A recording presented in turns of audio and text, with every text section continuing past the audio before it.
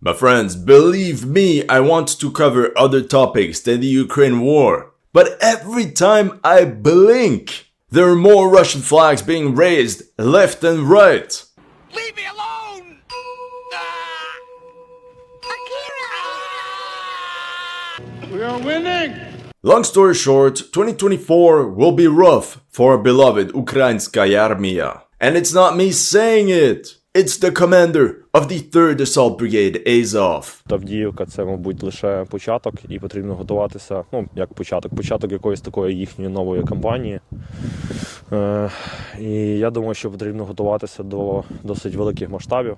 He's saying this because the eye of Sauron of the Russian army is currently focused on the Donetsk front. And the most problematic for Ukraine right now is Avdiivka. Because let me tell you, they're facing a girthy Russian offensive.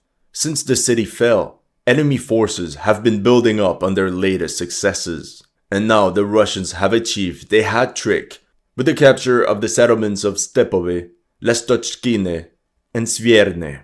By the way, that's exactly what we expected last video. The first step could be to clear this Orlivka salient, push the front line a couple kilometers.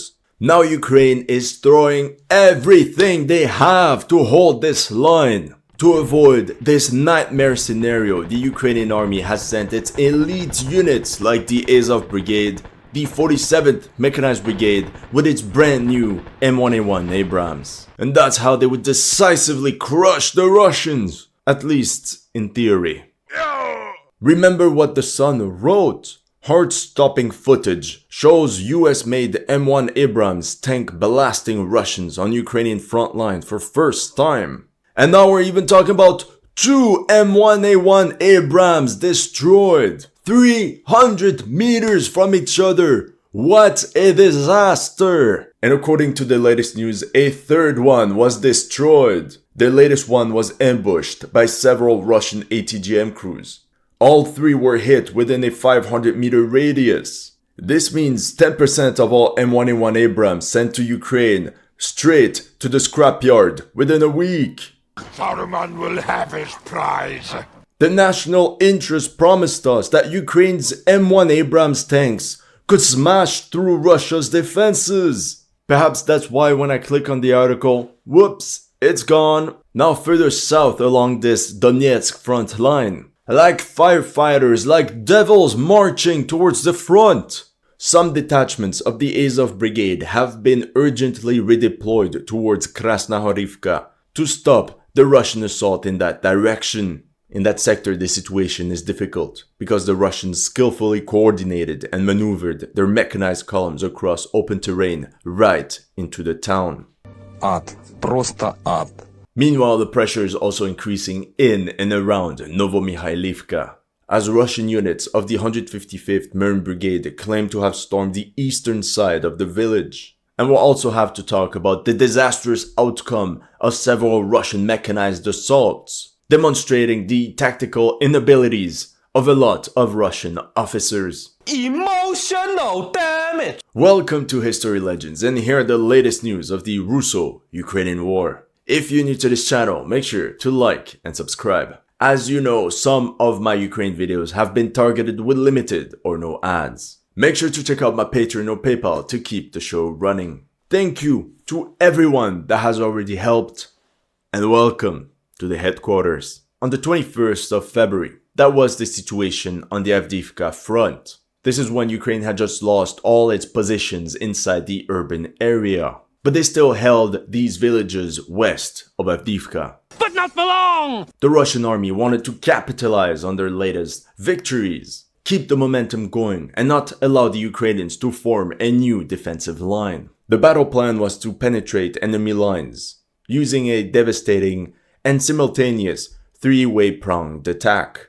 The general assault started in the center. On the night of the 21st of February, a Russian mechanized infantry unit crossed this field. In the middle of the darkness, the BMPs disembarked their troops in this tree line. And that's when they got ambushed by Ukrainian artillery. Even worse for this attacking party. The Ukrainians counterattacked and essentially wiped them out. capturing a couple Russian soldiers in the process. Move 1, big fail. The next morning, the Ukrainians most likely attempted a counterattack to reclaim Stepove, but it seems to have been repulsed. We know this because they left behind a precious M1150 assault breacher vehicle. That's a US-made mine-clearing vehicle with the chassis of an Abrams. And this would foreshadow terrible events that would follow a couple days later. As you know, the best defense is offense. So I think that was the battle plan for the Ukrainians. Demonstrate strength to halt the Russians right in their tracks and force them to halt their offensive. On the 23rd of February, the Ukrainian 47th Mechanized Brigade sent an M1A1 Abrams on a combat mission against Stepove. It was your typical shoot and scoot type of maneuver. In the meantime, Russian artillery batteries shelled all the villages in a 10-kilometer radius from Avdiivka. At the same time, things were brewing at the rear of the Russian army. As an example, here's a pretty rare HD footage of Russian soldiers aboard a Desert Cross 1000 ATV passing by a number of infantrymen. On the 22nd of February, the Russians launched a major attack against Vierne. They crossed 3.2 kilometers in open ground and reached the first houses of the settlement. That was part of the sudden attack. Now it was time to repeat the attack in the center. Now, from a tactical perspective, you see the Russians had already captured part of this tree line, which was only 250 meters away from Lastochkine. That's equivalent to 2 football fields. In preparation for the assault, the Russians proceeded, as usual, wave after wave of FPV drones to clear the village of any vehicles, like this Ukrainian Humvee you can see on screen. And that's when the Siberian stormtroopers of the 35th Guards Motor Rifle Brigade swarmed Ukrainian positions. And here you can see the dreadful moment. The white, blue, red flag was raised on the village of Lastochkine. Мы, бойцы 2-го стрелкового батальона 35-й отдельной гвардейской бригады, освободили поселок Ласточкино от нацистов. Победа будет за нами. As Lastochkine fell into Saruman's grip, the Ukrainian defenders of Svierne were getting overwhelmed from every direction, and that's how they were forced to pull out towards Tonenke. Some of the troops defending these tree lines near Avdiivka were US and Canadian volunteers. And then there occurred a glitch in the matrix. An American foreign volunteer fighting for Russia, raising the colors of the stars and stripes on one of these settlements. Perhaps this was the first US versus US battle of the Ukraine war. The 47th Mechanized Brigade tried its best to prevent the entire front from crumbling by holding the northern flank. That's when, on the 25th of February, an M2 Bradley was hit on the outskirts of Ocheretine. And on the 26th, a second one was hit in the same sector, this time by an FPV drone. And for your information, in the days after that, we saw some of the most brutal fighting for that little settlement. Now Ukrainian forces held a new defensive line, with positions codenamed Maria, Irina, Laura, and Francesca. By the 26th of February, Russian troops exploded their breakthrough in Lastochkine and gained another 1.5 kilometers all around the settlement. Some units even reached the border of Orlivka, like this infantry squad that was then targeted by cluster munition, while others mopped up the remaining Ukrainian positions in Svierne. In this footage, you can see a drone guiding Russian riflemen in their combing operation of that settlement. In the north, the pressure was increasing on Berdishi. The Russians had fully secured Stepove, as you can see in this video of a soldier of the 15th Brigade. And that's when they pushed another kilometer westwards. Fun fact, from November 2020 to February 2022, the 15th Motor Rifle Brigade participated in the peacekeeping mission in Nagorno-Karabakh. According to this video, we see the Ukrainians firing from Berdishi in the direction of Stepove against a Russian motorized unit that was advancing along this road. Now there must have been a problem with Ukrainian electronic warfare assets, because that same M1A1 Abrams from before was now being tracked by Russian drones. And that's when, shortly after, No! The M1 Abrams, king of the battlefield, had to lay down his crown. Here's the Russian soldier behind this feat of arms. Call sign Kolovrat, commander of the Black Hussars aerial reconnaissance platoon of the 15th Separate Motor Rifle Brigade. Welcome to 21st century warfare. Here's a video of him explaining how it all happened. Обнаружили цель, обошли его сзади, ударили в тыльную кормовую часть, первым бортом остановили танк, незамедлительно подняли второй борт, вылетели, он уже дымился, уже стоял на месте. Ударили под башню, и произошло возгорание боекомплекта. On the 27th, new attempt to break out of the Avdiivka coke plant. Essentially, the Russians pushed in open terrain, hoping to get a foothold inside this tree line. In this video, you can see a Russian armored vehicle that eventually explodes and 5 men are seen running away towards the tree line. Those Ukrainian positions were really the last thing holding the Russians from moving on to phase 2. The enemy was already at the gates of Berdishi, Orlivka, and Tonenke, so the center of gravity of this new Ukrainian line of defense was Semenivka. And in the worst case scenario, that settlement was protected by a couple of small lakes that could bottleneck Russian mechanized columns. So we know what happened next. More FPV drones! Like this one chasing down a BMP Bredli. Not Bradley, Bredli.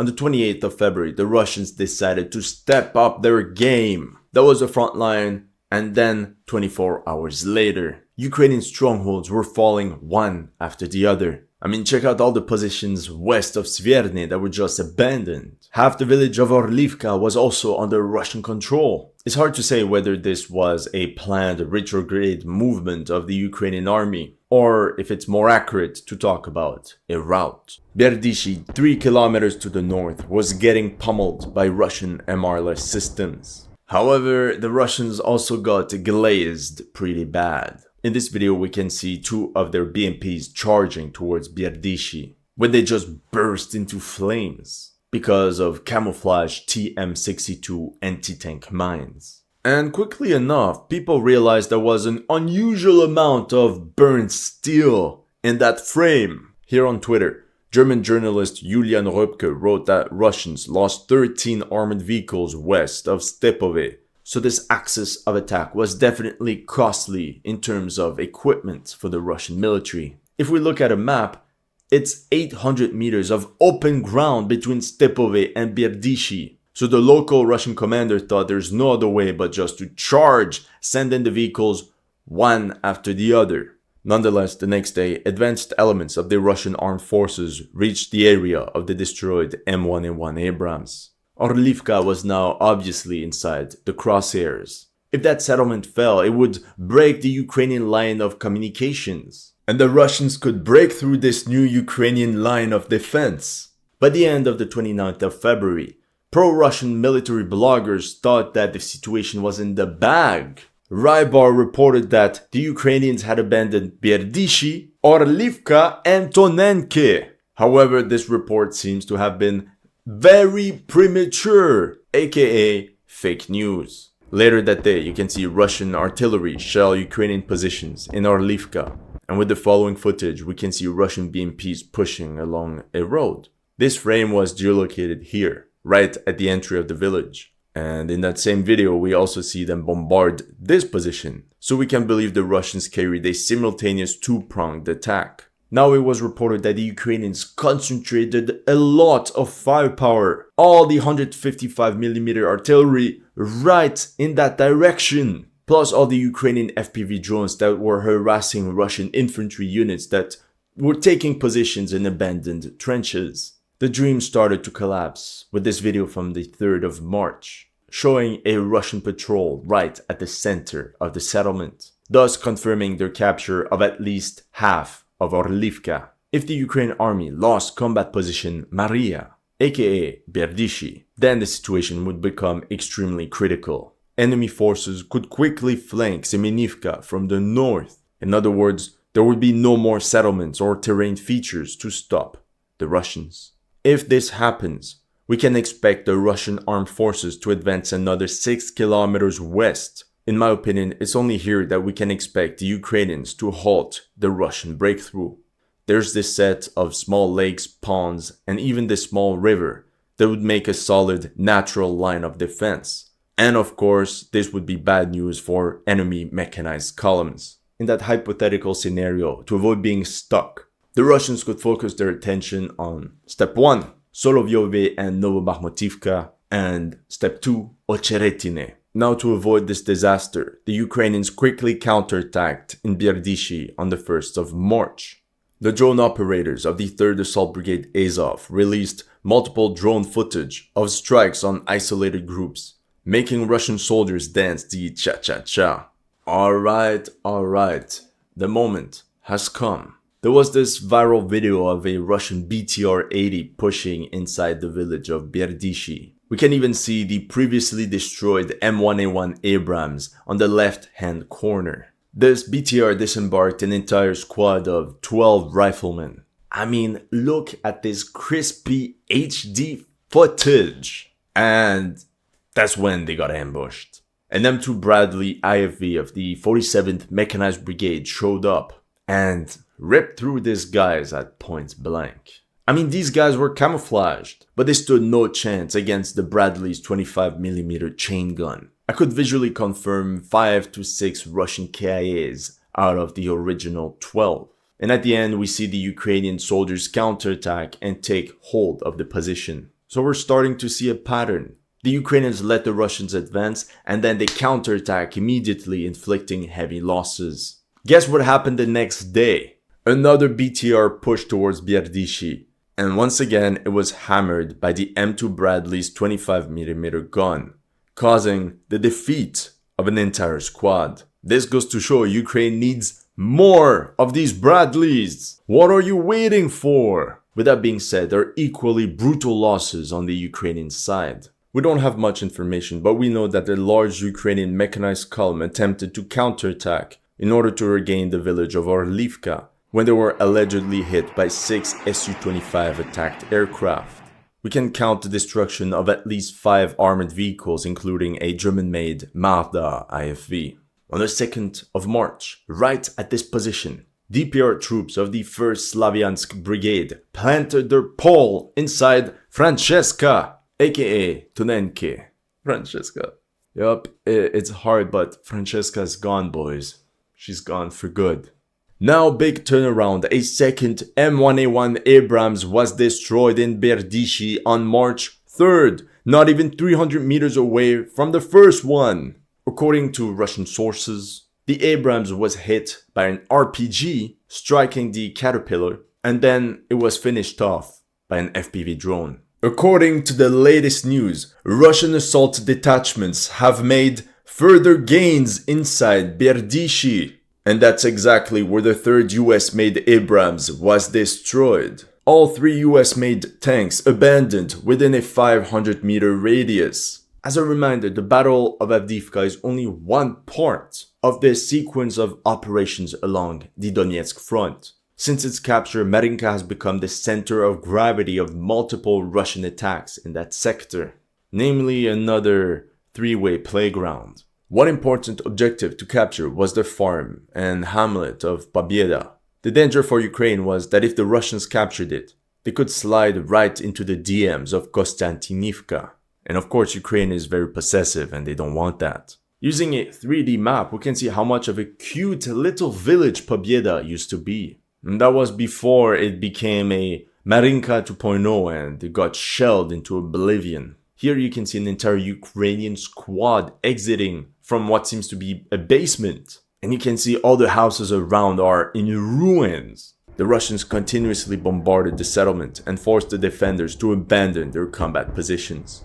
That's how, on the 20th of February, the Russians pushed 1.3 kilometers along this road right into the settlement. Here you can see how the Ukrainians deployed a Leopard 2 tank on the southern part of the village. It was positioned in a way to have clear sight on the road, all the while being camouflaged by all the ruins and the surrounding rubble.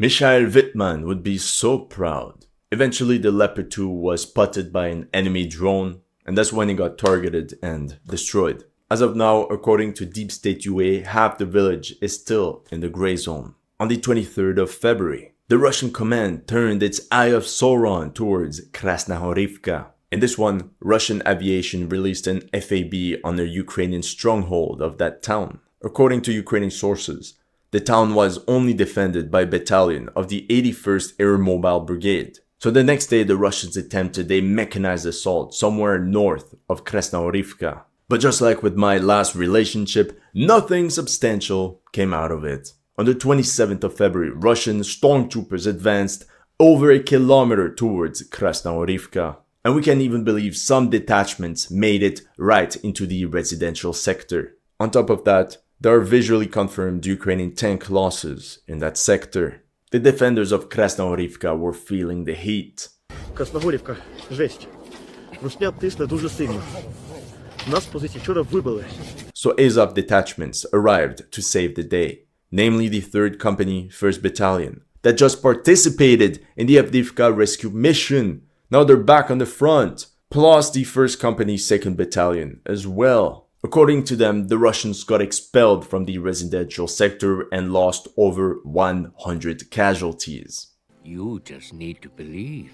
If on the tactical level, a lot of the Russian mechanized assaults near Avdiivka were poorly led, we have this splendid footage of the assault on Krasnohorivka by the 5th Guards Tank Brigade, debunking all the nonsense theories of human wave attacks, meat wave attacks, whatever you want to call them. It started with a preparatory artillery barrage to soften enemy positions. Multiple armored columns pushed forward. They skillfully maneuvered to avoid minefields, all the while being protected by main battle tanks. That's when they disembarked entire squads of fighters right into the residential sector, in order to avoid them being exposed to enemy firepower, whereas the neighboring tree lines were later calmed by the 2nd wave of infantry. If the Russian army can repeat such assaults, it's gonna get really bad on the front line. Now, if we analyze on a tactical level the footage we just saw, we learned that a Russian armored column advanced through this field, maneuvering and bypassing around this minefield, after which they broke through the tree line and then rushed towards the residential sector, where they disembarked their squads of riflemen. And the images of the 2nd wave combing the tree line must have happened somewhere here. Like we said before, according to pro-Ukrainian sources, the Russians have been expelled from Krasnohorivka. According to pro-Russian sources, they have reached all the way up to this street. Time will tell. In regards to the central thrust of this three-way, Russian assault units have gained another kilometer of land towards the village of Heorivka.